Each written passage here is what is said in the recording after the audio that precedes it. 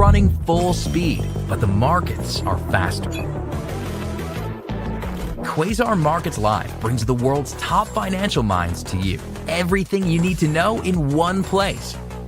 Learn from elite educators and gain a competitive edge, leveling the playing field for you. Join the conversation. Quasar Markets Live. Good morning, Quasar Markets Live. BigBeat, we're back together. What's going on, my man? Look, I've known you for so long, Howard. I mean, it's like we're almost married, dude. It's so when you're not around, man, it's like I don't know what. I'm sometimes lost. I think almost like this market, right? I mean, it seems that the market seems to be every day continue to push up. I mean, I know over the last few days I've been calling for this pullback, and I expect it. Still expecting it. I've said this a million times that it's a lot like watching The Price is Right, and the guy goes up the side of the mountain, and you just can't pull that trigger, and the contestant falls apart, right? And the miner goes over the side of the cliff, goes over this cliff, and it's gone, and everything's gone. And people go, what happened? I mean, we are in the same level as we were in the .com bubble. We're in the same bubble that we saw in '87, and we're in the same bubble we saw in the early '90s with the .com. So for me, it's actually the AI bubble, calling it the AI bubble now, is now over the limits. Why? Why is it a big deal? Because in the past, we knew that the .com was going to be huge, but we didn't know what level it was, and we couldn't monetize it. Sound familiar? Well, AI is the same way, right? Great stuff going on, but we got to be able to monetize it. And right now, the monetization of it isn't adding up to what the rest of the world's saying. So. Yeah, I'm going to take the other side a little bit there, in that I agree with you. I think the AI is blowing off, but I think what's happening is what I've seen from earnings so far, and I'll use Domino's this morning, is people are stepping back out and spending money, it sounds like. So we might see a move up by retail, a move up by sort of the laggards in the last 6 months before that, in my personal opinion. I think that there's still room here, but I think the room's more maybe in the S&P than it is in the Qs. Yeah, you're absolutely right. I mean, I think the question mark around it is when people look at investing right now, they're going back from trading to investing, and they're looking for alpha. And right now, it's really hard to find alpha. I mean, I said it about 3 weeks ago. I thought that Google was the most undervalued, and kaboom! Google had the biggest run out of the Mag 7 over the last few weeks. So why? Because they were looking for alpha, and there's not much to be found. I'll be honest with you, I can't seem to find it in here, and when I can't find something like that, it's usually a bad sign. Yeah. For me, there's definitely plenty of alpha when it comes to Bitcoin mining companies. Yeah. Some of the others that are very undervalued out there. There are different sectors that I definitely think have opportunities that I'm definitely entrenched in. For me, I wouldn't buy a bank stock right now if you gave it to me. Right, and you just said that Bank of America just came out and says no U.S. recession or Fed rate cuts this year. Wow, that would be bad. But, I don't know if people, and if you guys talked about it, did you guys go over how big and what the Genius Bill means for banks? I really destroys them. Yeah, and much. Why they're so scared. Yeah. You can tell exactly how scared they were because you saw Jamie Dimon talk about it. You've seen, JP Morgan says, no more fintech. We don't like fintech. We're going to charge you up the wazoo for your own data. Plaid and those companies are really going to hurt over the next few years unless things get changed. So, wow. And it's coming quick. I mean, I'll just tell you, if you look at total value locked into DeFi, it is just exploding in the world of crypto. Because people are realizing, why do I want to gain my garbage 2% from a bank when I can be in the world of DeFi and stake my coins and get 8% for Solana? So we're seeing a run here. The alt season's coming back. Get ready, everybody. This is, you can see it. Bitcoin just chopped over the weekend, but Ethereum ready to go to 4 here. And we're just ready to run. And I'm telling you, DeFi hasn't even started yet. You should see what they build it out there right now. I think it's great. I'm excited about the future in crypto. It's interesting. I saw the new Superman movie over the weekend. It was okay. It changes the narrative of Krypton and who Superman is. right? Whoa! Don't tell me that. I don't want to know that stuff. The dog steals the show, by the way. Always should. I will say that there were two commercials in front of the movie that was very interesting, and I think it was Cash App that really stole the commercial with Timothy Chalamet. They went big, where the guy walks into an old timey roadside gas station and walks in, and there is fruit and food that's not from this planet. It's in the place, and the adult, the old guy, is like trying to sell Timothy Chalamet some fruit, and the young kid behind the register is unhappy because he wants to say, what are you going to sell him? Like, you know, sell him this fruit with what, land or wampums or seashells, trying to make fun of, you know, the old school way that we make pay, right? And today it's like, well, you know, we have a new way of doing it in the way is Cash App, right? So I expect a lot of those commercials come out where crypto has been in the shadows for so long. I don't think it's going to be in the shadows anymore. You know, you saw not too long ago that the naming of arenas, right, by crypto companies, right? That's the first, I think, the first element of coming out of the shadows for crypto and bringing it to us. But I still think there's a long way to go, and I still think that we're going to start seeing some of that. So here we are, and that commercial really kind of was like, I was blown away by it. The commercial's terrible. I'll point out, as Block just entered the S&P 500. Yeah. You know, so that one caught me by surprise. To me, they're the least exciting of the fintechs, quite honestly. I love Jack Dorsey. I love that he's a Bitcoin maxi. Don't get me wrong. Yeah.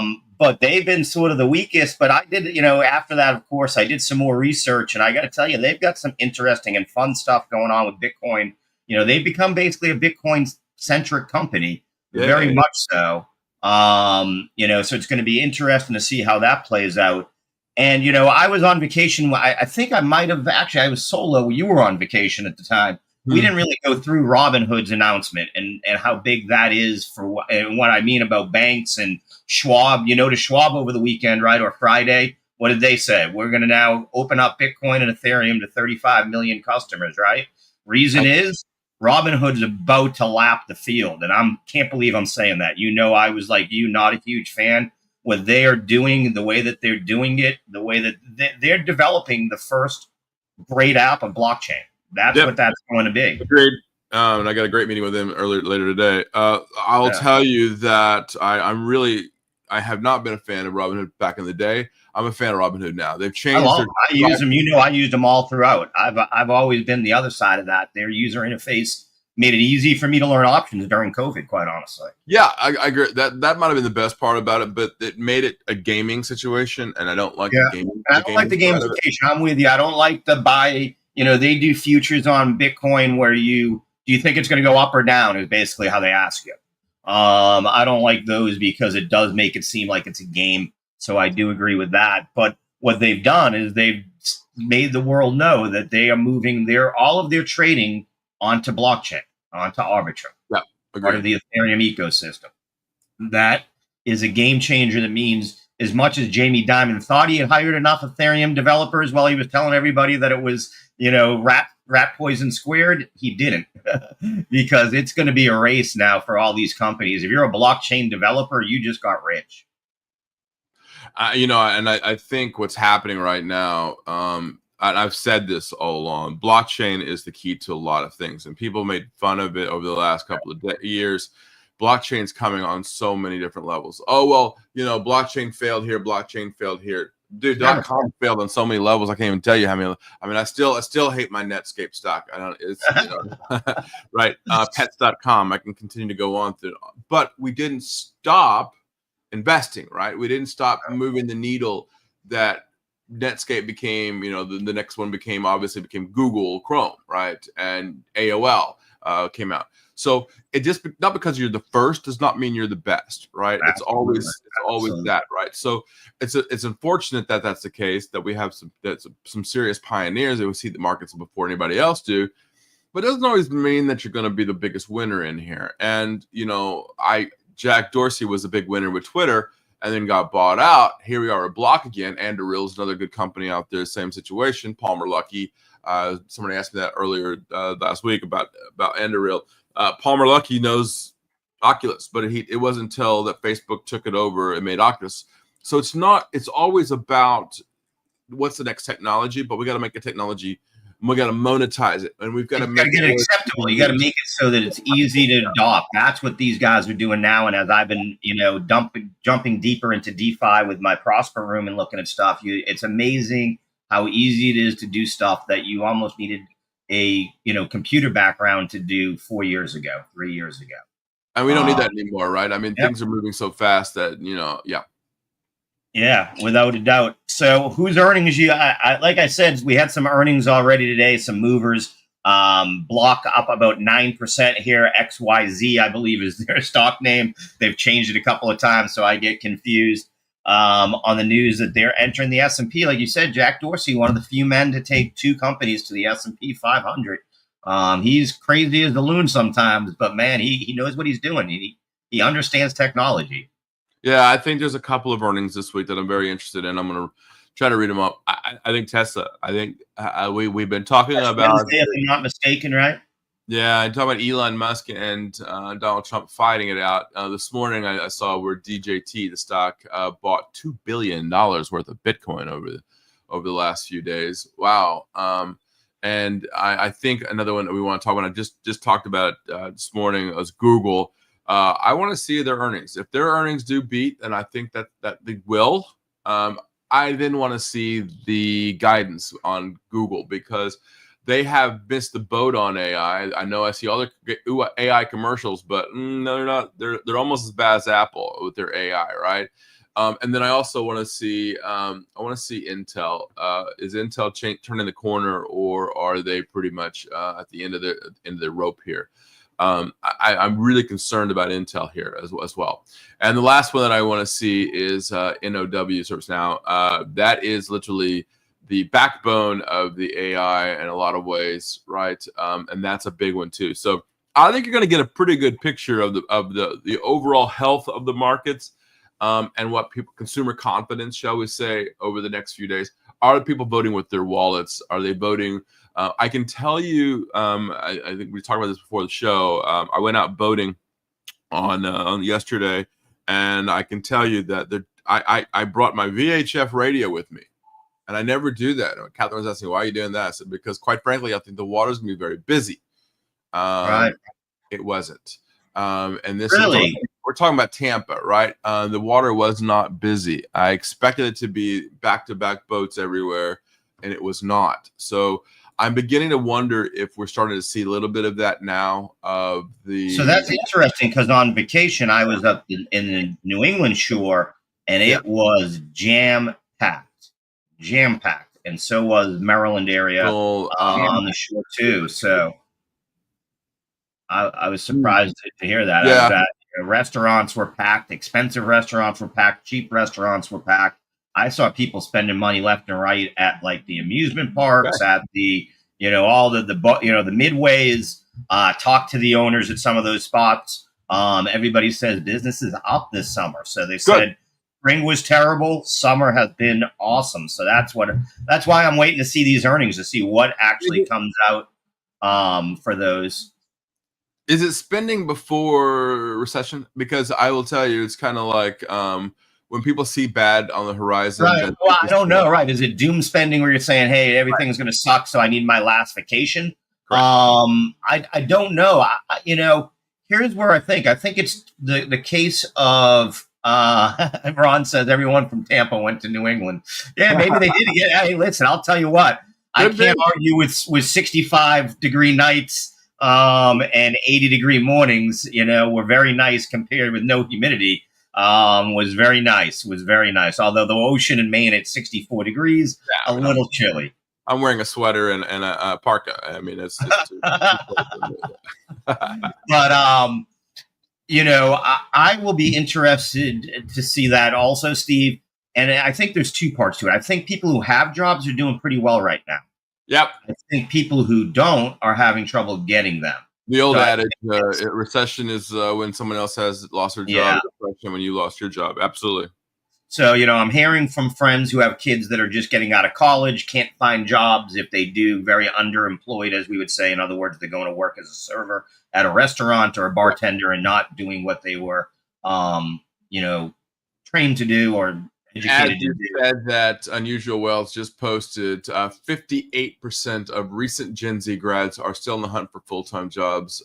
It's a contrast to 26% of earlier degrees. And what I'm seeing and talking to people, a lot of our generation, like yourself, like I, were a little worried and took money off and didn't get killed by that big, the big move down a couple of months ago. Right. So I think some of them, that's also supporting it. I also heard a lot of my friends who have what I think are adult kids that are taking them on vacation, that they're doing this, so I am seeing that for sure. Technical schools, Ron, you are right, is where I tell everybody if I had a kid, I had some friends that just graduated, their kids graduated, they became, they're actually welders and making a fortune right out of welding. Howard, Ron, I agree with you in a lot of ways, the technical schools, but Elon Musk made a very good post over the weekend that you go to a burger and you'll be served a burger by a robot. Welding can be done by robots. Plumbing can be done by robots.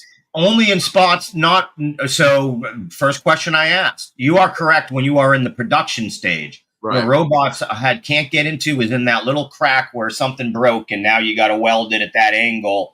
They're not, that's where they're not there. Okay. And we're still, they feel a long way away. And the same thing with like plumbing. You still need someone, to go into a house and be able to do it. Like building a new building, they'll be able to develop robots for that. It's going back into a house that was built in the 1940s and fixing the plumbing there. Yeah, and I think you're totally right there. I've always said that it's not the complete situation of going away, but that it is managing those robots. They're going to need people to manage the robots in order to, and that's what's really big, right? I don't think the Gen Z is going into getting their degree in plumbing they're going to just make a great career out of it right now. So That's a great question. And that's the other part, right? It's same way that I hear great professors at universities talk about how they don't limit the use of ChatGPT by their students. They try to push them to use it the best way possible. Absolutely, that tech should be teaching them how to use those robots, how to, maintain them, because that stuff, down the road, right? We know that all that gets done by robot, but we're not there. Learning to modernize it, definitely the key. Definitely. And as we say that, ChatGPT, OpenAI, is actually having, they're down this morning. It was having some serious issues here this morning. Yep, it is. It's spiked right now. AT&T is also spiking to down detector. A few things here, Spectrum as well. So Verizon, T-Mobile could be the backbone. Actually, they warned that there would be. I don't know if you heard that there was a warning that went out today that expects some cybersecurity issues across the board. I forget. I saw it on CNBC, but I forget what company they said had put out that warning. It might have been D-Dog actually. But one of the major companies did warn that they were already seeing that. Steve, I'll be interested to see tomorrow before open. We have RTX and Northrop Grumman. Another sector that I still think has room to move is that defense sector. I do think that we have to reload with what we just did. Israel definitely has to reload with what they've done recently. So does the Ukraine, and Europe has to start building up their stuff, right? We went from the president trying to corral Putin, which did not work very well, to we're going to supply Ukraine with as many weapons as they need now. And because of that, Raytheon, RTX, Lockheed Martin, LMT, these companies are going to do well. GD, General Dynamics, are going to do very well. We have also shown that the budget of the United States government is getting cut in education. It's getting cut in diplomacy, State Department, and that money is all going to Department of Defense. So to me, that tells you where the administration wants to be. He wants to be in strengthening our defense and not education and diplomacy. So that does bother me a little bit. Absolutely. We are about 7 minutes away from the open. I hadn't mentioned it yet, so I figured we'd go through. Oh, Tick is -70. Advanced decline right now up at around 2,500. So it looks like we are getting set to see a green open here. You trust in the green open? Not really a lot of economic data this week. no, and I'll tell you why. We had once again we had the infamous and very smart Peter Thomas on here when it comes to gold. Said that if gold holds 3,300, that's a buy. It held 3,300 last week, and now we're at 3,388. That means that more people are buying gold again, and silver almost approaching 38.60 now, 38.58 now an ounce. Again, I'm not that far off from my call of $43, right? And that means people are scared. They're buying hedges against their. Now, for me, again, 44.56 now on the VXX, 44.66 now. The VIX is not participating, right? The summer doldrums. There's no volatility. Yeah, I mean, my VIX is at 1690. I always forget you like the other one. More, I like VXX better because it's faster, as well Right. as it has more liquidity in it, and I have quite a bit, so I'd be very careful.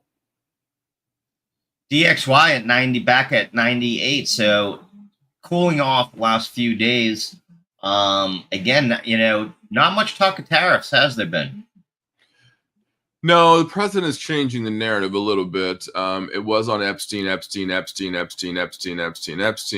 now that they're changing it to, he's trying to change it to narrative to Obama,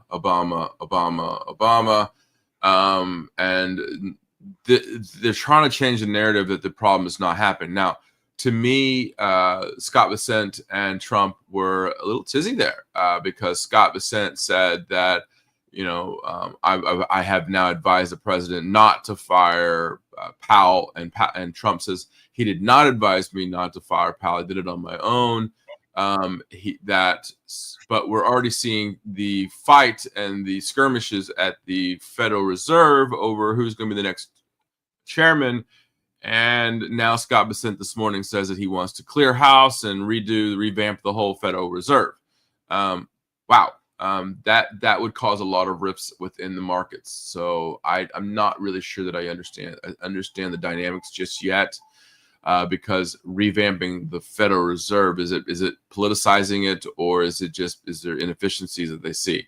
I think this. Right. Well, I mean, listen, revamping it, meaning we're going to stop using the rear view mirror to drive forward. I'm okay with that. As Mr. Flanagan has always talked with us about.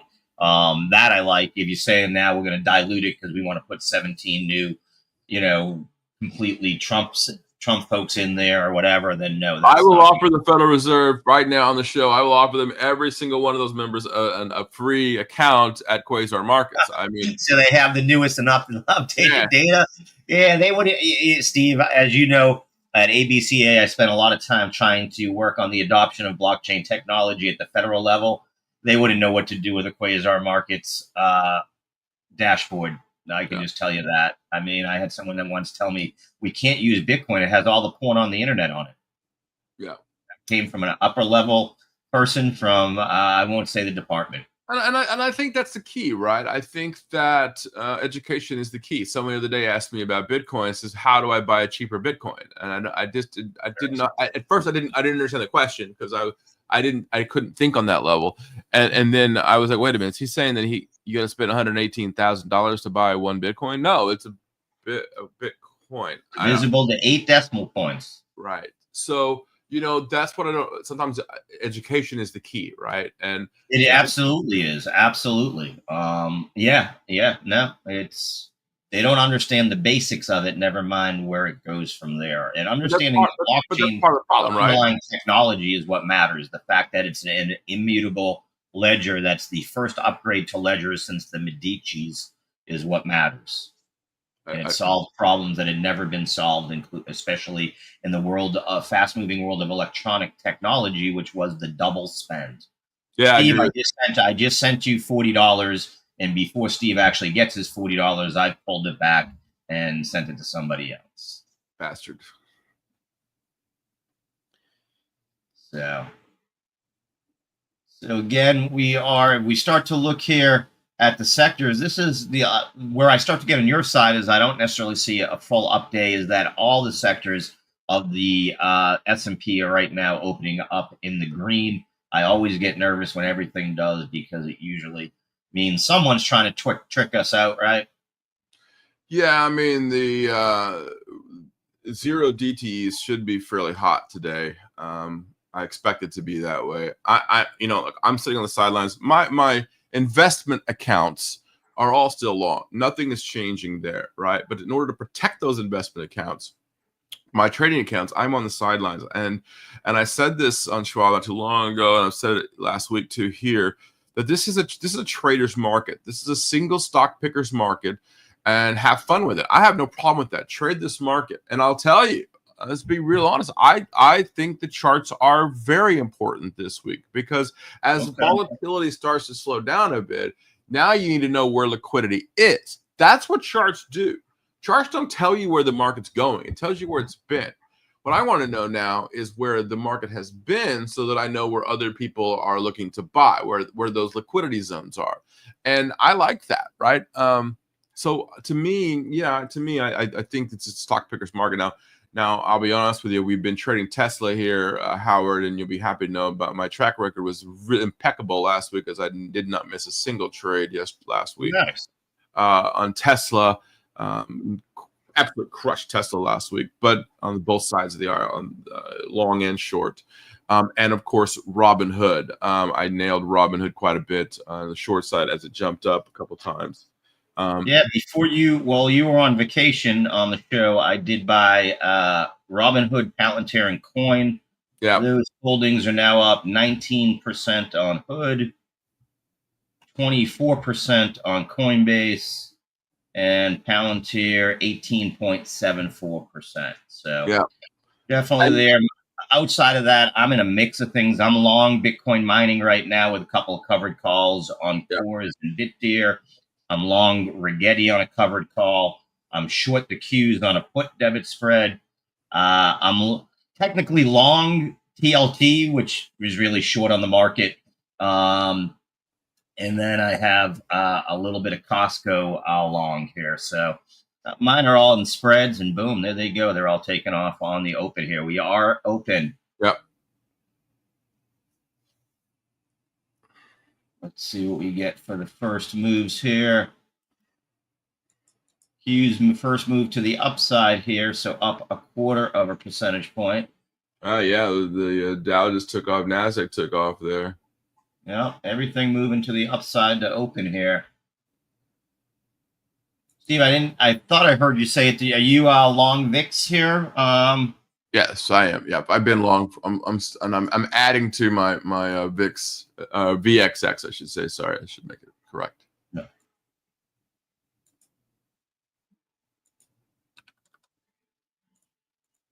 And again, I am going to be shorting Robinhood here on this jump here. Nice. Yeah. Oh, look at that! Look at that drop there. Wow. Okay.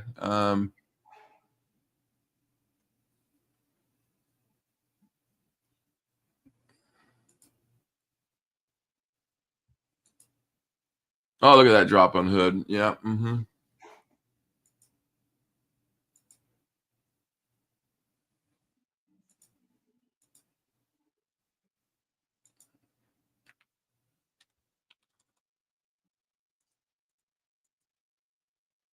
Continuing to take that money. Rigetti here nicely up. Might need to put out a signal here. And I just took that profit off there. So nice.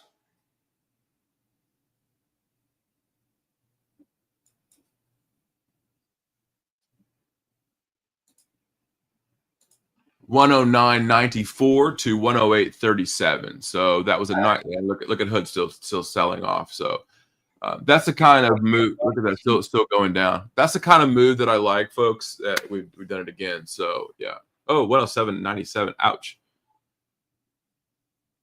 Wow. Nice move.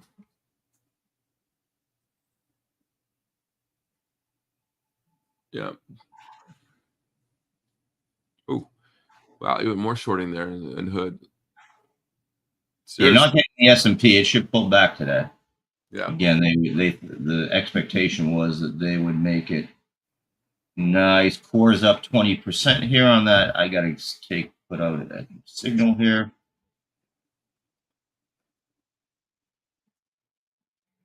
That's now at 30%. There you go. That's what options do. 106.80 now on Hood. Woo. There we go. PHM Pulte up. My calls, they're up 20% here this morning.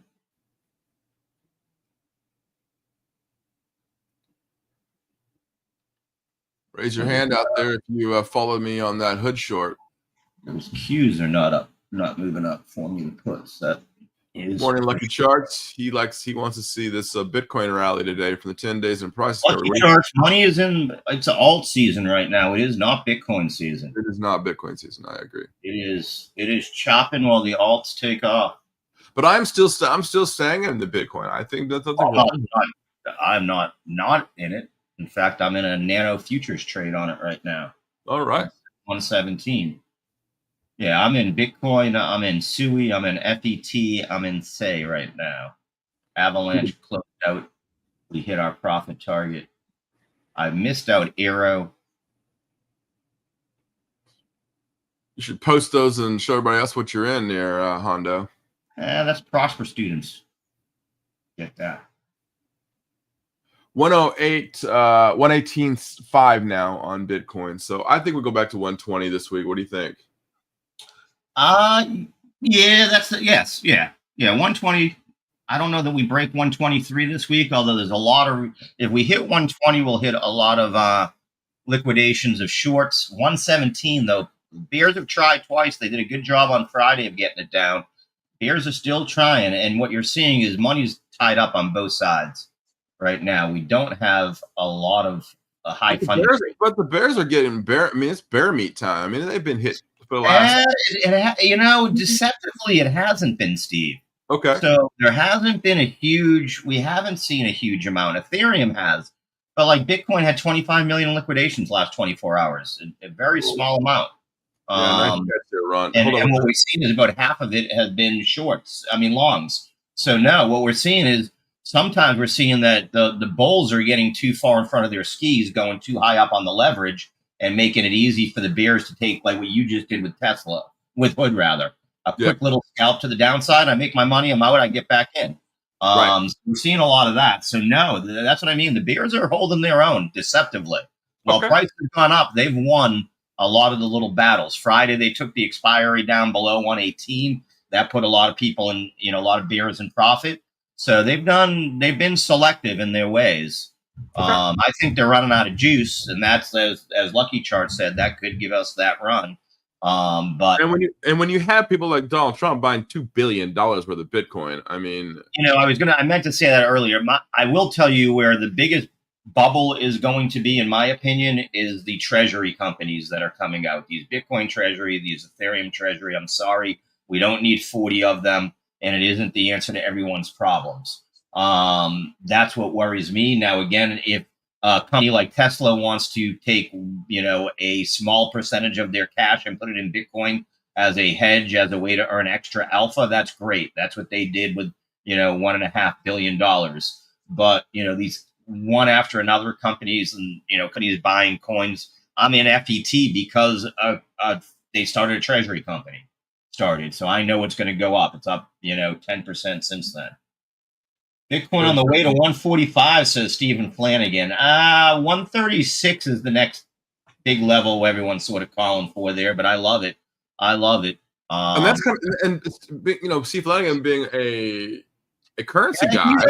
No, he's not a critic ever.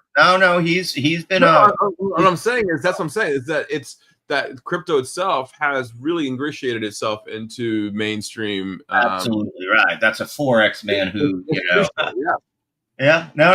Yeah, but he has been. Always. Hey, straight talking Texas. I appreciate that. He just restreamed the post. I appreciate that, man. Yeah. But yeah, like I said, right now the alpha you want to look for in crypto is DeFi. Look at blockchains. Say, as I said, SEI. They're already doing what Ethereum wants to do down the road. Instead of being a 1-lane highway of blockchain, they are a 50-lane superhighway where they are able to parallel compute, validate the blocks. Looking at things like Aave, man, this one keeps running away from me. Every time I think I'm going to get my pullback, I don't. On Aave, I would definitely be involved with Aave. Lending and borrowing is, going to be one of the best use cases. Using your Bitcoin as collateral for loans is going to continue to grow and grow and grow. And as Steve Flanagan said, yeah, the eventual merger of FX and That's what crypto, I'm saying. Yes. without a doubt, is already undertaking. That's what I'm saying. As I said, the Genius Bill was the first big loss by the banks, because down the road, it's going to make no sense to keep as much of your money in the bank as it is going to keep it in the world of DeFi, where you become the bank. And especially the wealthy, you're going to want to do that, right, Steve? People that have money don't like to, not put it to use. And you're seeing it again. The way you can look at that is to look at total DeFi on, and that's not a bad little chart. June of 2025, it was at 73 billion. It's right now at 121 billion. Wow. So keep that in mind. And that's nowhere near even the all-time highs that we had in 2024. And if I go back to 2021, go to the weekly, you'll see DeFi. This isn't anything even close to where we were. DeFi at the height of 2021 had 200 billion locked up in it. Right now, only 121 billion. So when I say that there's so much room to the upside for alt, so much room to the upside for the world of decentralized finance. And understand, the world of decentralized finance means Coinbase, means Robinhood, means Galaxy Digital, means, Block, means PayPal. These companies are the companies that are already integrating this technology that they started with Bitcoin, and now they're moving over into the alts. So these are the things to look at without a doubt. I think some of the big news over the weekend too also is in Japan with the election. I figured we'd get into that with Mr. Flanagan for sure. But that was an interesting, right? And what's interesting is the prime minister there is vowing to stay in the fight even after losing. They have a little bit of a different situation where they have to form a coalition government, and Shiba they got crushed. I mean, the liberals got crushed there. The right leaning, they're not conservative. They're more like right leaning party really took advantage, and really, I mean, that's a historic thing because liberals always win in Japan. It's been that way for a long time, and because of it, the yen has really firmed up. I will be there here pretty soon. It is called Japanese First Party. It is a little bit right leaning. And it's different. Their thing is immigration. So could be interesting. Yeah, absolutely. Steve, how about XRP? We didn't talk about that, by the way. Man, oh man, what a run that's had. I might get rid of the rest of mine here. Yeah, I would totally agree with that. I did that not too long ago, about a month ago, probably a little too early on the Ripple. I mean, I got rid of some back in January when it hit that 336 level, but I am now definitely looking at lessening it. I just, I was of the philosophy that what I had left, I would just let ride forever. But this jump up makes me think that, And it's this hood here again is starting to get frothy again. 109.41 again. 109. Can't quit, won't quit, Steve. They keeps coming back. They be buying that dip. It's like I said. I mean, where I start to look at that stuff, Hood, where it's at right now, 96 billion, and then I start to look at the banks and seeing what Robinhood will not take over the banks. I mean, that's not going to happen. Not banks, but the Schwabs of the world, they're going after those. The Schwabs of the world are going to take over the banks. I don't know about that. Robinhood today just offered me 5.25% for my cash. That's pretty good. That's going after the banks. Question, Marcus, how are they paying for that? That's a great question that I'd have to ask Robinhood. I didn't take advantage of it. I'm sorry, I missed the hood sell here. I thought that was where it was at. I was not paying attention here. 109.45 was I think was the. So I mean, 118.7 now on Bitcoin here. We could get back to 119 here quickly. Yeah.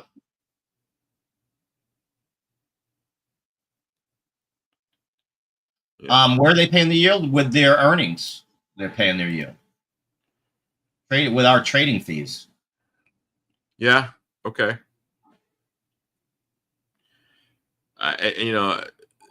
If they do that, then that also hits their bottom line, right? It does. Oh.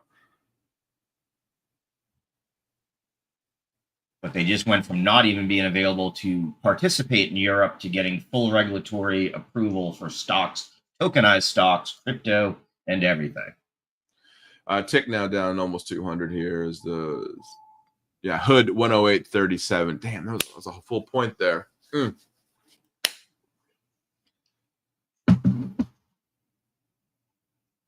Yeah, be like Straight Talking Texas, and everybody out there. If you're out there, just repost the stream. Hit it on Twitter out there. LinkedIn's on LinkedIn a little bit. Make sure you hit repost on obviously YouTube as well. But yeah, and we've done pretty good trades here this morning. There goes BitBeat. Nice. Are we pushing higher on Ethereum here? Is it complete? 38.76 now on silver. I do think it hits 4 here on this run. All right. 40.50 is where I have my 40.20 is where I have my sell on my Nano Future. It will wick above it, but not too far.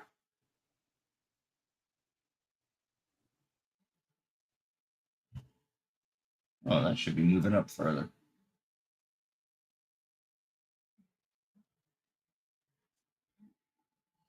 My options aren't catching up to price yet.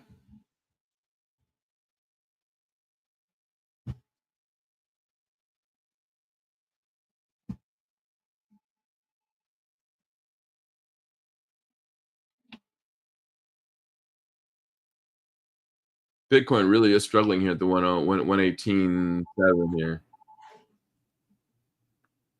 38.74. Silver still pushing higher here. Gold still trying to break 33.90, 33.89, 25. Can't seem to break 33.90. I think we break 3,400 soon. Well, that's a nice move here. One of Ron's favorite companies there, Plug Power, up 10.55. Yeah, Power. Yeah. Galaxy Digital that I mentioned earlier up 10.34% today. I didn't see that.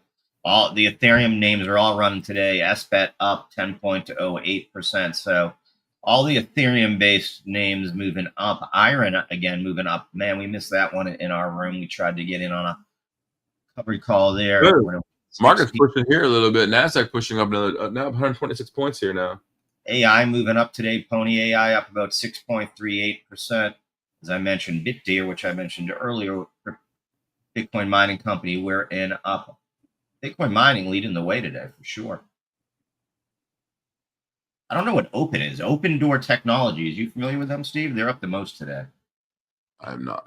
It says a real estate development company. Oh, it's like a Realtor.com or a Zillow. Okay. Yeah, I just wasn't familiar with them. I think it's where you can do it yourself, right? Nice. I like that idea. They're up the most. Let's see who the laggards are here.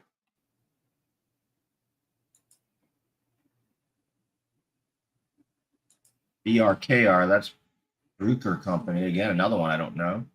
Bruker, yeah, of course, yeah. What do they do? Health technology. Okay. That's what I don't know.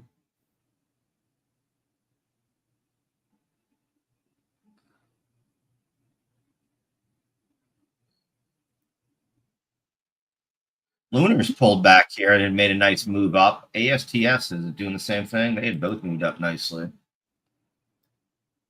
over the last few days, but they're pulling back.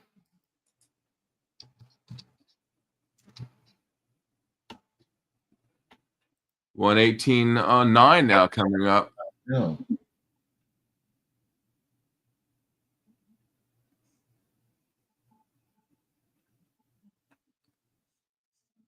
Solana's the one on a run.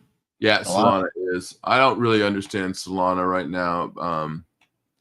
I mean, I Again, understand all the Solana. DeFi that's getting built out on it, and it had been beaten up more than the others. They're all catching I one after agree. another. It's been beaten up. I think that's the key here. It's been beaten up. Yeah. But I mean, now it's building governed. on Solana, is it better than building on anything else? I don't agree with. I mean, I like Solana. Solana. It's one again. You're not going to have one winner. It's not all going to be done on one blockchain. Ethereum still is the number one, but Solana is number two. You know, Yeah. You know, do you not like ASMS? Well, that's a bad choice. The problem is Solana costs too much money, right? If you're looking at building down the road, you're going to be hit with exorbitant fees, I think, down the road. No. Solana is very, very, very, very low cost. That's the whole thing. Using microtransactions. That's why all the meme coins pump on it. Right, but exactly. There you go. There's your key right there. The meme coins. It's not a profession. Meme coins are never going to go away. They're always going to be a function. NFTs are never going to go away. They're always a function. They're just all going to be on Solana because it's where it's cheap and easy to do. But it's not. Solana has the best user experience, quite honestly. The best user interface is on Solana. And again, what also happens is a lot of people are interested in staking again, and staking on Solana is 8%. So again, here's the problem: Solana staking at 8%. Who's going to pay that? Solana. What do you mean? Whoa! Stop! No, this is that you're very wrong here. Where does staking come from? From the foundation, from the pre-mined coins that have already been in existence, that get released, that are already geared out for the next 100 years, Steve. So where's the problem with that? They're already geared to be released. The inflation rate's already been part of the roadmap. It's the same thing as Bitcoin. What you love about Bitcoin, you're now saying you hate about Solana. Well, no, I hate it because I don't like it because of the microtransactions. I don't think they're going to be able to handle microtransactions. I really don't. They can. They already do. I mean, the throughput's there already. I mean, are they again, you know, it's what you're going to find out is there a blockchain that's built for what they're going to be gaming, for gaming, for memes. Not professional. Exactly. That's okay. I want to be part of that world. Again, you're a guy that's buying Nintendo. Again, you can't talk about we're on the same page. I'm just saying you can't use it for like financial platforms. You can't use it for things like that. I don't think that's where it's going. I think again, to me, this is where the GameFi companies are all going to get involved, and I think that's a huge area in the future. I agree. Now we're on the same page. I think that look, if you're going to play Purple Pepe coin, and that's fine. Okay, you're gambling, great, that's fine. But Solana is not meant for J.P. Morgan, Goldman Sachs, or even a Quasar Markets. In that matter, it kind of is because they pick their validators. So the centralization that those companies want actually is there, and it's a big one. That DJT, whether you like him or not, they're building most of their stuff on Solana.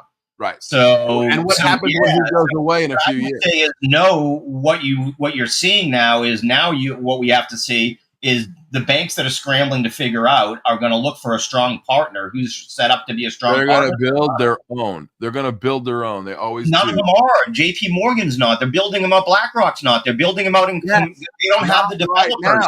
They're partnering with these but they're going to. So my point is that they're not doing it right now. They're going to. No, because the reason they can't is that, they can build their own apps. They can't build their own blockchains. That's right. But that's what it is. The apps. But okay, perfect. So the app has to work on Solana because they can't control Solana. They're not going to do it. No, they can. That's where you're wrong. JP Morgan and Goldman Sachs is going to be one of the worst decentralizations out there. That's why those companies like it. They're not centralized like Ethereum. Right. But are you telling me that JP Morgan and Goldman Sachs are going to be able to control Solana down the road? Yeah. Pretty much, it's not set up well for that. What they gave up is what Solana has done is Solana has chosen in the trilemma the three parts that you have to choose: security, speed, or decentralization. Howard, hold the thought. Iranian media now says large fires have been reported at oil products factory lists east of Isfahan. That is a very oil-centric place for Iran. So it looks like Israel may be striking Iran once again. So keep your eyes out there on oil. Light not moving yet. 60, still 60, looks like 65, 54. So not much of a move there, but keep your eye out there. Let's get back to I enjoyed this conversation. 119.88 now, back on Bitcoin. So Solana gave up decentralization as one of the three pillars of blockchain to have best security and best Yeah, scalability. no, I do like Solana So security. I will that say falls that to much. it. The companies that are dead are the Algorands of the world, Agreed. are the Hedera's of the world. They're the ones that sort of have done it. Right, exactly, Steve. They've already been in there. They're already working with these companies. What it is, though, Steve, is what they tried to do is they tried to gatekeep it, and they tried to put it into closed There you go. ecosystems, and nobody wants to participate in their closed ecosystems. Correct. So what they're finding out, if they want retail to get involved, they need to do it on a public blockchain, and that's unfortunate for them. It is fortunate for those of us that are crypto advocates. JP Morgan has, the ability to do their JP Morgan on a closed ecosystem, and that's how big money is going to move in between institutions. But it isn't even open to retail. They'll never open it to retail. It's meant for that purpose. It's about which public blockchains will they use as the rails. Like we know, Block, the company Block, all of their transfers are done on the Bitcoin Lightning Network. So when they move your US dollars, behind the scenes, what happens is they take your US dollars, they turn it into Bitcoin, they move it over the Bitcoin Lightning Network, and then they turn it back into US dollars and give it to you, because they can do that for fractions of a penny and in fractions of a second. So they use the rails of a public blockchain so that it can be tracked. And that's what we'll see. But you are right. They have been in the blockchain world, especially JP Morgan. They have their own coin, JP Morgan coin.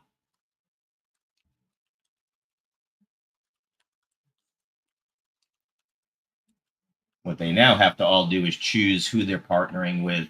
And what you saw with Robinhood is they partnered with the layer 2 solution on Ethereum Arbitrum, because all of these all these crypto companies have huge foundations with lots of money that they will help use to partner with these companies. That's why Ripple took all the money from their ICOs and did that. And that's why it's mooning now, because they're setting up that infrastructure. Yeah, and lucky, and that's why it's taken so long for it to recover, quite honestly, is because it was the tool Sam Bankman-Fried.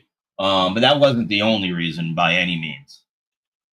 That would be an overestimation. He was one of the major benefactors, but it grew for a lot of reasons. Mainly that Ethereum couldn't handle. If you remember, at that time, Ethereum was, if you wanted to buy a coin on Uniswap, you had to pay $150 transaction fees. Yeah, that's back in the day. Yeah, that's why Solana took off. It was. I agree. I mean, Lucky Charge is right. Solana grew because Sam Bankman pushed it. That's what I agreed with him. Yes. That's why it's taken so long to recover. But now he has nothing to do with it, and it's recovered again. I'll put it up against whatever one you want to say. I kind of agree with you, but Steve Flanagan says that the big boys have been in the crypto space. We just talked about that. Oh, sorry, I haven't had mentioned 4 questions here. You're looking at everything.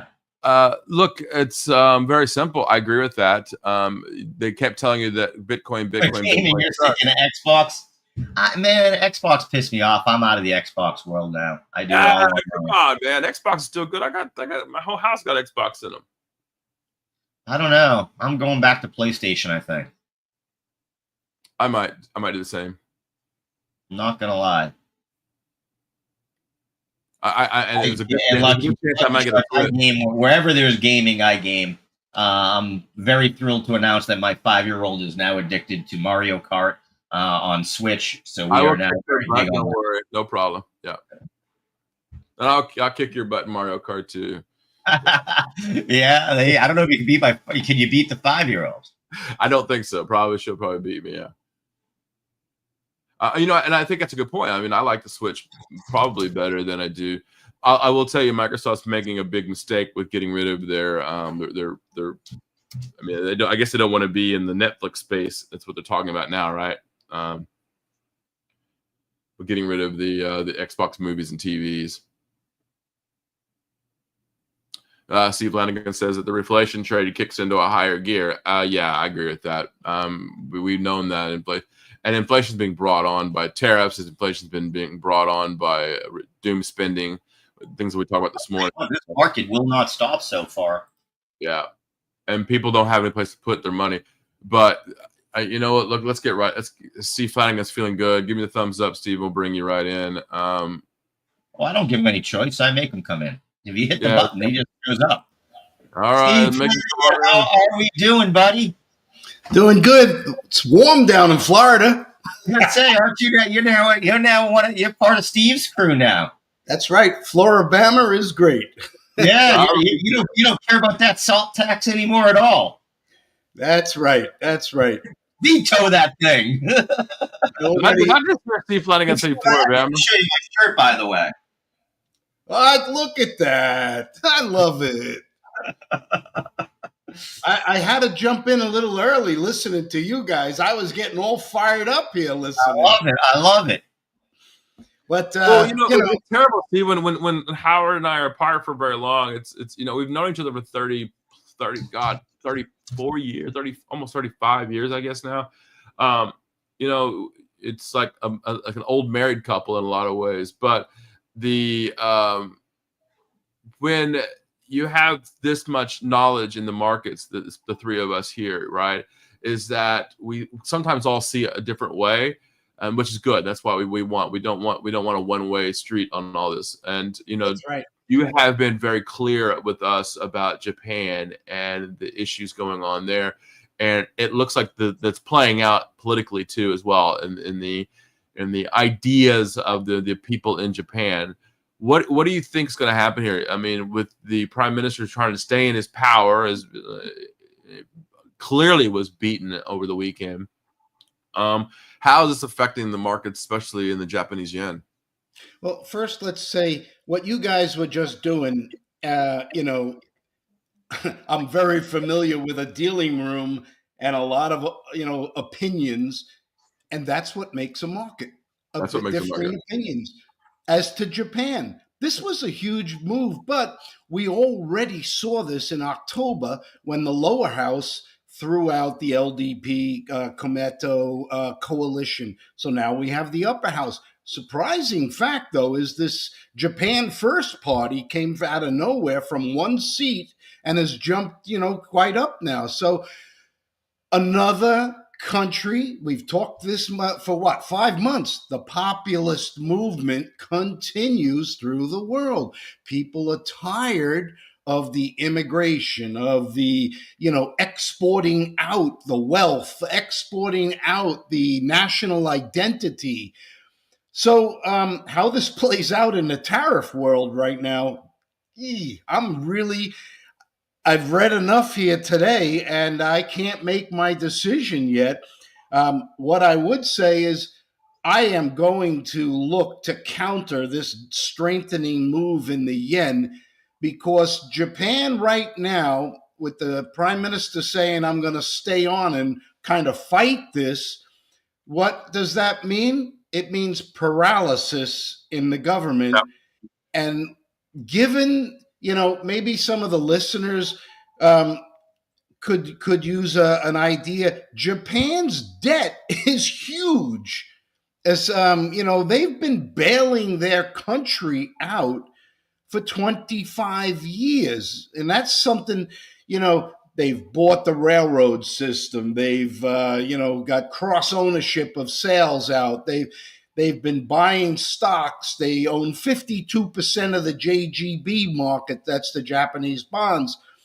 So I don't look at this as a very big positive, Steve. And the market is saying, by pushing the yen, they're, voting that this is a good move. I think that this is a counter move. What I see throughout the world and in all the markets is, we talked about it the last time I was on, the reflation trade. And I see it now beginning to continue with the crypto world moving up, equities moving up in the face of growing uncertainties in the trade front. The August 1st date is coming up on us quick, and that seems to be a final hard line here. I heard you talk about getting a little bit longer in the risk, the volatility indexes. I don't think that that's a bad play here. I think volatility could really increase in this next 2 weeks. Every market to me looks frothy. I'm staying in them. But I really am a little concerned that we could really start to shake and bake now. A couple months ago, you were saying that you thought that everything would be back to normal by mid-July. Here we are mid-July, and the tariffs aren't really. It seems that Trump has taken now a hardline stance, saying that August 1st is the end of this, and I have to say though, I feel like I'm watching a Bugs Bunny cartoon when he does that. Cross this line, you die. Cross this line, you die. Cross this line, you die. How many times can he say it? We've called in the taco trade for a while, but I think he's being serious about this one. I think this was the hardline date. I think he's tired of being made fun of for the taco trade, and I think he really is going to stick to this August 1st. Do you not agree? Yes, I do think he's going to stick, and I don't ascribe to the taco trade because ask Iran about that one. So I'm a little. I do think, Steve, that it push comes to shove here, and I think we're at the final point here. I am a little concerned about the EU and US negotiations. They say it's kicking into high gear this week. I don't like the tariff thing. I don't like this stance, but I do agree that, the typical sitting down at a table and discussing things has gotten us nowhere. So I do agree that we cannot continue to run massive deficits. Otherwise, we're going to pay the price down the road. Maybe that's 2029. My prediction is the 100-year anniversary of 1929. I don't really like that period of time. I would, as sitting here in 2025, completely plan on being pretty much out of everything in that year. I was reading a new book over the weekend. I for those of you who don't know, I love my Kindle. I have a Kindle and I use it all the time. And I'm reading a new book. It's called About Time: A History of Civilization in 12 Clocks. And if you don't know me, I mean, you guys do. I read a lot of books. I mean, I do.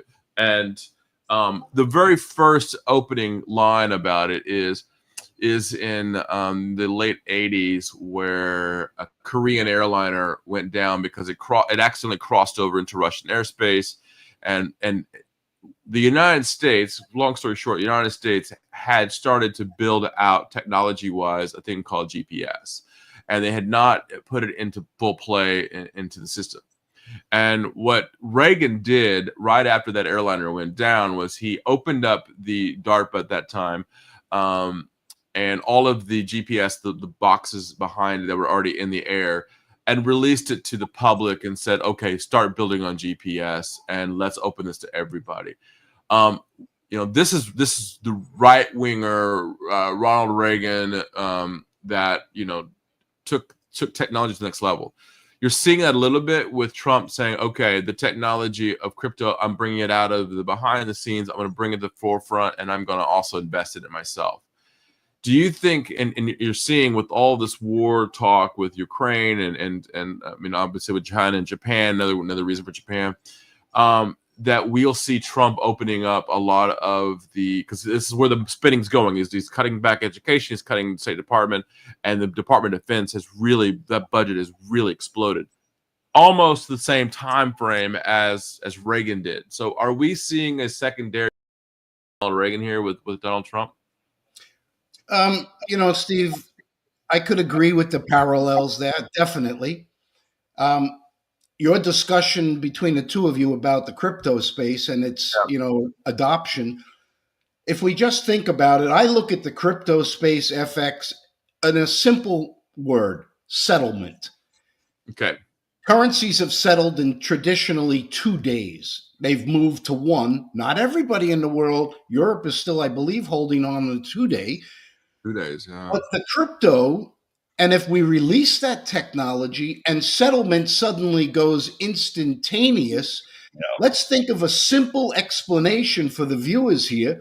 That just supercharges the entire world. If settlement can suddenly occur instantaneous versus 1 day, 2 day, think about the technology explosion Right. That And undermines the the entire use of market. liquidity, the fact that anybody across the globe will get access to U.S. treasuries through Yeah. BlackRock's BIDL. That's why I talk about, like you said, they're already building this stuff out, these banks. But like BlackRock realized to get this to work for retail, we need to put it on a public blockchain. So it's on Ondo, which is part of Ethereum, and they're building it out together. Because banks don't like to do it all on their own, right? You know, you've seen these mergers and acquisitions. They like buying technology. They don't like to create a lot of technology, it seems to me. They tend to acquire it. Well, some of them develop it in the Well, early, I mean, your former company is one of the few. in the early stages, and then it becomes cost prohibitive later on, and then you are sitting there. You can sell the technology. Many of these big banks could be considered financial technology companies today. And I would say, you know, the Goldman Sachs, the JP Morgans have been working on it. Quite honestly, though, most of the others, when you come to the big ones, Wells Fargo's, Bank of America, they really stuck their head in the sand. Yes. They really did. I know this from a level where people have tried to have them engage with blockchain companies, and they were like the monkeys. No hear, no see, no But talk. Howard, the question that I'm asking is, it just like the GPS in the book, nothing happened until a 747 Boeing 747 Dreamliner came out of the air, right? And are we going to have something like that have to happen? It is. The Robin Hood announcement, if you didn't notice, jump-started about 17 announcements because everybody woke up and said, whoa, what are they going to do? They're breaking out and explaining to retail that you're going to be able to take your stock, use it as collateral within our ecosystem to then take loans out against it, to do all this stuff that Elon does with his stock options. Now Howard Greenberg can do that with his $10,000. Yeah, you can. Holy wow. You know, but is that going to make older people with their 401ks, which now have the ability? I think the Steve Flanagans will. The Howard Greenbergs, I'm 60. I'm almost 60, so I fall into that age group, let's be honest. You know I look young, guys. But you know, the honesty is yes, because they realize that they've been locked out of it for 40 years. People like me that have been yelling about the accredited, investor rule because I don't qualify, and I never qualified, are now saying, wait, I can get access to U.S. treasuries with some of my money easily without having to hold it up for, X amount of time. And I can get in and out of these things and they're liquid and I can do it. Yeah, I want part of it. Yeah, but if we give everybody the ability that transfer knowledge to kids. I think remember, we just talked about it. These kids that can't get jobs are still living with their parents and they're explaining to their dad what they're doing with their money and what they can do. And then they have to explain to their dad why they invested in a company that went bankrupt. I think well, listen, there's always going to be, you brought it up, there's going to be netscapes. There's going to be a netscape, without a doubt.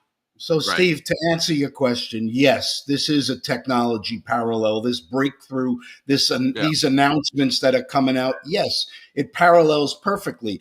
Second, when you mention the kids, we got to let's look at the most recent election, Japan. This party, this Japan First Party, is predominantly a youth party. So this is, I call the technology that I lived through from 1979 when I began to when I'm out, I'm over 40 plus years. It's a price discovery. That's what technology brings to the world, right? When we can see price, we can all participate. Yes. But when we are out of the depths, I mean, I said this earlier today in the show that our fundamentals, shall we say, are now above the .com bubble. We're now above 89, which is what, 87 when, 87, 89 when you and I really got heavy into the markets crashing. And, I remember the early 90s, 91, 92, during the recession's time. And that flip was the youth movement of us and bringing in Clinton's in, right? And then you flip around, you go to the .com bubbles and you go to now here we are again. Time is now repeating again. Are we seeing this again now that we're so excited about technology and it's going to change the world and everything else, and prices are going higher, inflation's going higher, a president who's now kind of mimicking Reagan, and we know what happened in Reagan's term is one of the biggest crash. It was the biggest crash in history outside of 1929. So I'm concerned that we're seeing that now again. That we're all really exciting. Big difference. .com. singular. Internet, singular. Now we're seeing crypto. We're seeing AI. Okay.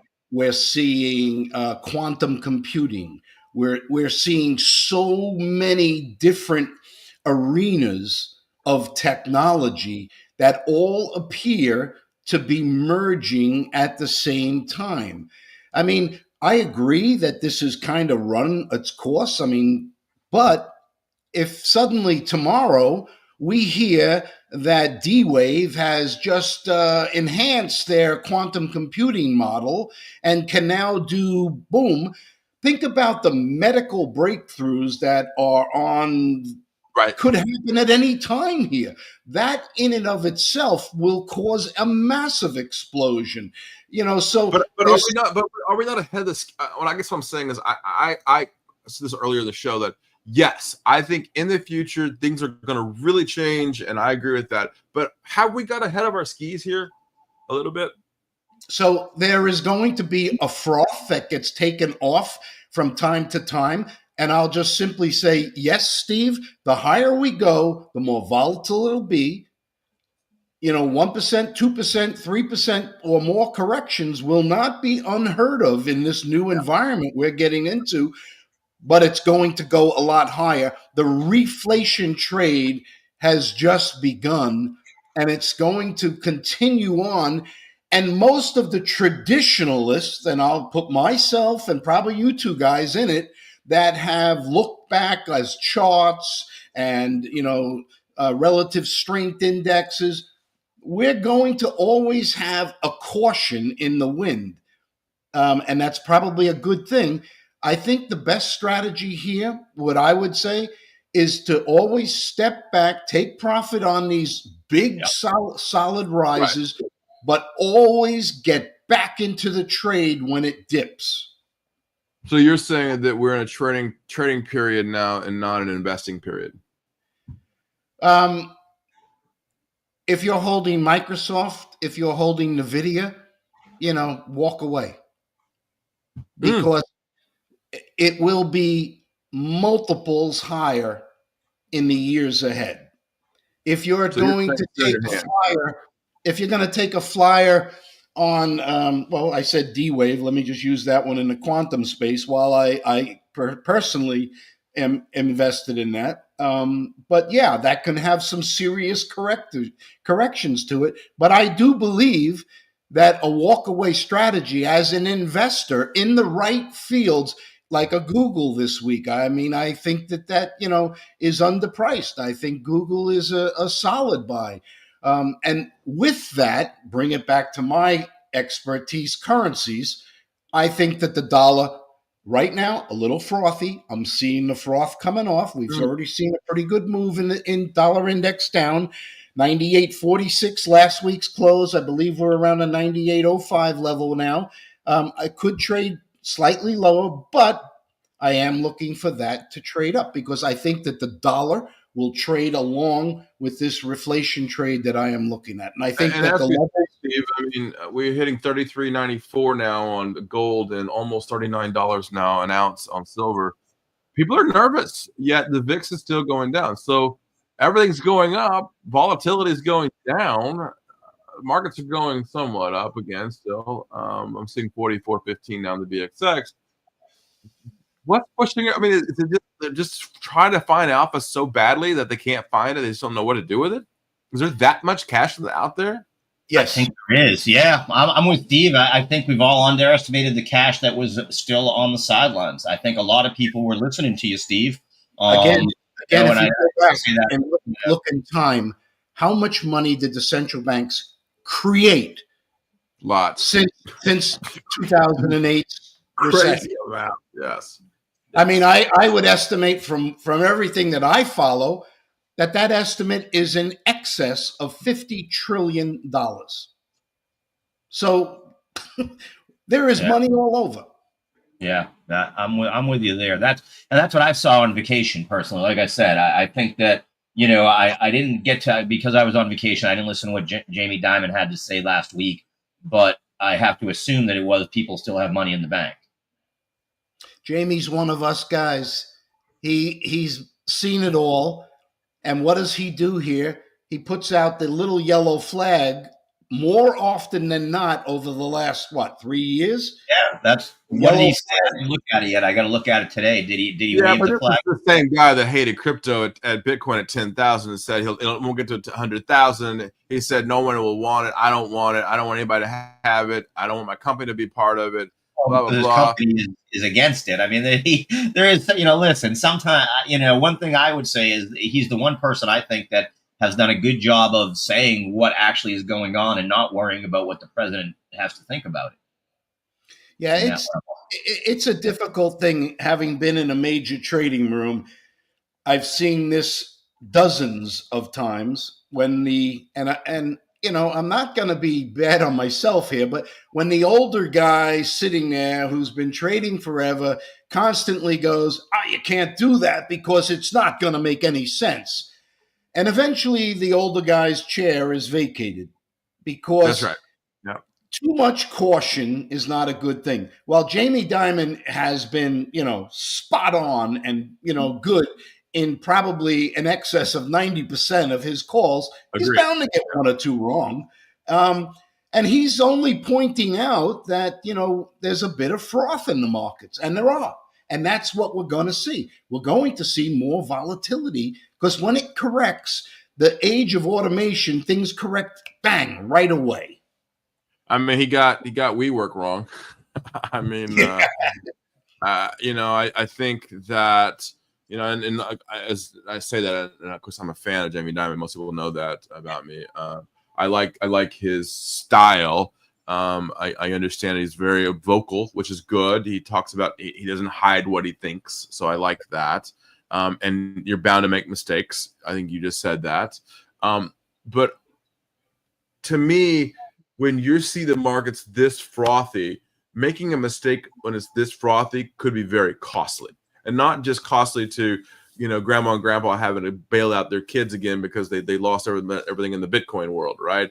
I'm concerned about this, right? Because what's happening right now is kids don't have jobs. We just saw 56% of college graduates can't get a job, or they're underemployed, as we call it, right? Not unemployed. So there's a big difference there. But when they lose their job and they lose their money, the little money they have, and they're buying these meme coins, and all of a sudden, poof, it's gone. Then what, right? Then they move back into grandma and grandpa's house, mom and dad's house, like they did back in the late 90s during the .com, like they did during COVID. Like that happens, right? The difference is mom and dad, grandma and grandpa aren't around anymore. We're seeing it now in a lot different situation right now where the baby boomers are dying off. That wealth is going away right now. Now, that has been the concern that I've been saying, Steve, is that baby boomer money is what's going into the markets more than anything. I think the last estimate I saw was that the baby boom generation will transfer over $60 trillion to the next generation. That's even more money that gets pumped in to the system. So this is the frothiness that, I think no matter which way I look. That 16 trillion. You think that those parents and those I guess grandparents will sell the kids will sell their homes, and that because a lot of that wealth is in land and ownership of homes, and also into their 401k plans and their the older investment firms, and you think they're going to pull that out and put it in Purple Pepe?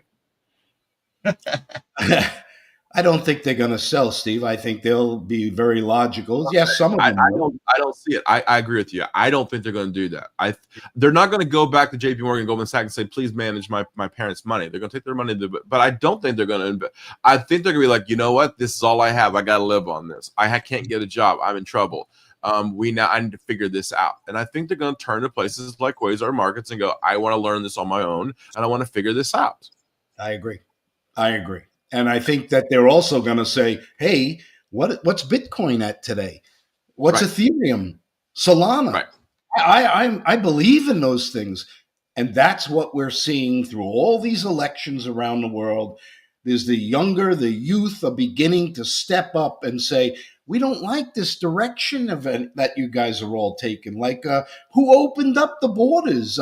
Like, who's spending all this money on all this stupid You stuff? took the words out of my mouth, Steve. I mean, for me, the words were, in the past, I think it was the youth vote was very liberal, and let's have a kumbaya moment. And the youth now, the movement now is to closing the borders. Is let's be more central to our own country. Germany and France are doing that now, right? Japan is trying to do that now, closing the borders up, right? Hey, listen, nobody loves sushi more than me. I love Tokyo, but I think that's what you're seeing right now. Is that correct? Yes, I totally agree, Steve. I think the new party, or the Youther party, is fiscally conservative and socially liberal. Yeah, and that's the way people are beginning to look at things. People are starting to say, "Hey, don't spend that dollar over there. I don't want to do that. That's an excess. Let's do it here." Why do we have homeless here if we're spending money outside of the country? So, yeah, I think that this is a great time. I think we're in a period where I talked about mid-July, but then we got the July 9th date pushed back to August 1st. So, I'm in the zone here where I think you're looking with two hands to be on the bid. Let the sell-offs, don't go into the FOMO trades. Wait, be patient, be smart. When everybody turns, and it looks frothy to me right now, but this could be a big week. If we don't start to see a correction soon, you're going to see people suddenly start to turn and say, "Hey, I got to be in this." Watch the dollar. I like the dollar index. I'm looking for it to trade off. Last week's close was 98.46, giving me a little discretion. If I get back above a 98.60, I want to get back in this trade. I myself am out of my dollar longs, and I'm going to be just patiently waiting here. So I think this is a good. What are you looking for to put you back into it? A break of that level. I'm going to trade price. Price tells me. But no macro issue, no president's tweets, none of that. Just technical, purely technical. Well, I'm going to stay on the technical side. I have to keep my eye on presidential tweets, of course. I do think that this trade front is going to be solved, and I think it's going to be solved in this next 2 weeks. I'm worried about Japan. I'm watching that one very carefully. The yen trading around 147.60. I don't think it has much downside. I think the yen is telling me it set a higher high on the move up in the dollar at 149.19. And I'm watching the yen carefully. If we get above last week's close of 148.80, I am looking for a mid 150 play. I love it. All right, Steve, we'll see you right back here on Wednesday. I love it. He's going to get long, Dixie, if we get a break here. So, all right, Steve, we'll see you right back here on Wednesday, man. Thanks again. Okay, have a good one.